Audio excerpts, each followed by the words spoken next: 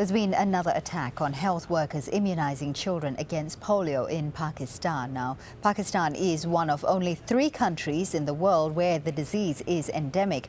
But now, health workers say it's just getting too dangerous to keep working. Osama bin Javaid has the details from the country's biggest city, Karachi.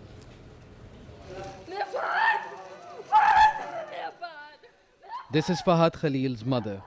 He was her youngest son and among the health workers killed in Pakistan's largest city, Karachi. 2 other female workers were also shot dead in broad daylight for administering anti-polio drops to children.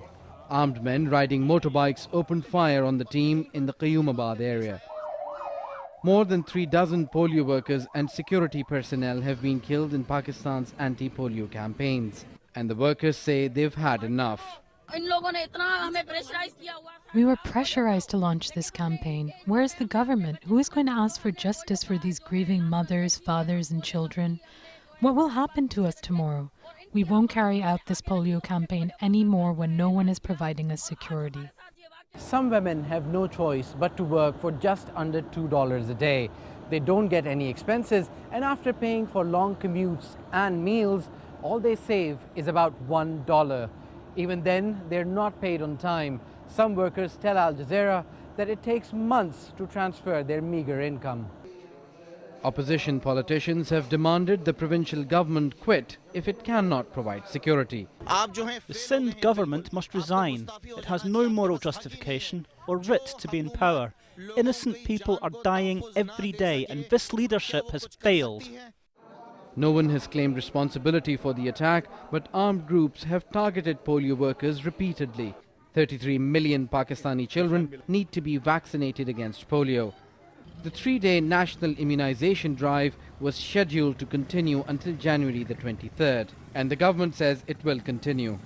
But for many underpaid workers trying to protect future generations, the price is just too high. Osama bin Javaid, Al Jazeera, Karachi. Well, let's get more analysis on this. And we're joined by Moeed Yusuf from Washington, D.C. He is in charge of the Pakistan program at the United States Institute of Peace Center. Moeed, thank you very much for joining us on the show. Well, let's start from the very beginning. Why target these health workers who are basically trying to help the rural community of Pakistan? You know, this is essentially political rhetoric mixed with religious edicts which make absolutely no sense to a rational mind.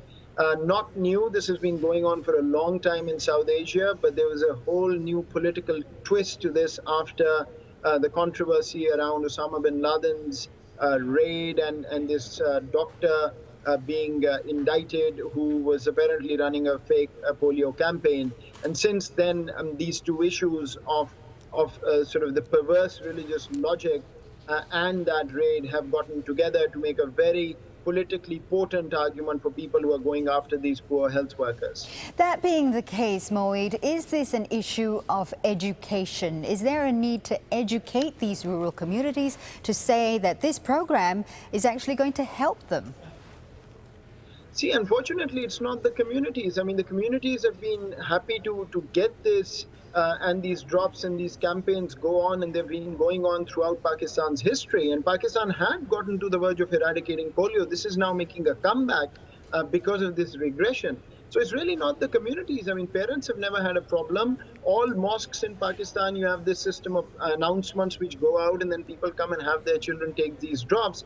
It's these extremists. And the real problem is that the state's capacity in these rural areas has shrunk to a point where it can simply no longer defend or protect its own citizens and communities. So that's where the problem lies. So you're saying that the government is actually failing its own people. You mentioned a little earlier on that the U.S. foreign policy may have actually helped in terms of these extremists targeting these health workers. What do you think can be done to try to rebuild this trust so as to allow these medical workers to go about eradicating this terrible disease?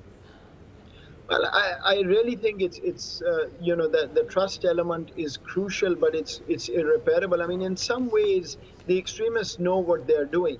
Ironically, they never stop their own children from getting these drops. It's that they're using this to further their political agenda.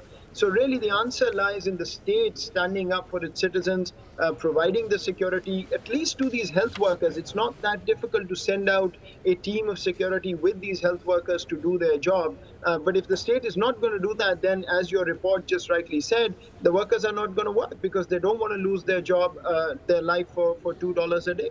Understandably so. Moeed, thank you very much for your insight. Moeed Yusuf there speaking to us from Washington, D.C.